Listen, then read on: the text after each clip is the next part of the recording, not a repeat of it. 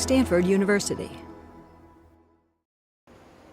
The goal of our research collaboration is to restore function to people with paralysis. This can be people who have a spinal cord injury, people who have a neurodegenerative disease like Lou Gehrig's disease.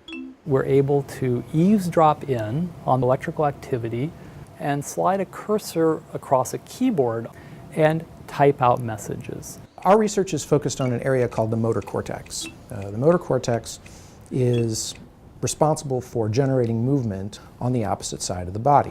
Even in cases where you have paralysis, those cells, those neurons in that area of the brain are still active.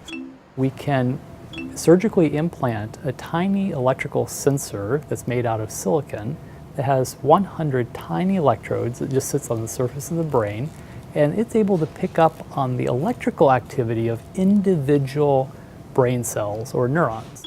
We record tiny signals from those neurons, those brain cells, called action potentials. We can then take those signals and decode them using a computer. We can manipulate them once they're in digital form like any other data. So all you need to do is imagine moving your right arm, for example, to the letter T on a keyboard, and it'll slide out to the T. And in addition to that, we're also able to detect when you wish to select that letter T. Our participants were able to type at rates anywhere from 12 to up to almost 40 characters per minute, which translates to, in the best cases, about 6 to 8 words per minute. The interface that you could control with these decoded neural signals is really many-fold. So you might instead wish to control a robotic arm. You could imagine also interfacing with your home, wirelessly sending signals to your thermostat, open and close doors remotely. This is really the business of Internet of Things.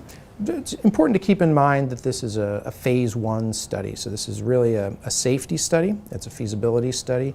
It's not meant to be the definitive device that one would deploy. It will obviously be important to have these systems be completely implantable, wireless, able to function autonomously, not require a technician to set them up. So these are all areas that we're researching throughout our Brain8 consortium, of which we're a larger part. But I'm very confident that in the not too distant future we'll have systems that are deployable and able to provide help for people with paralysis.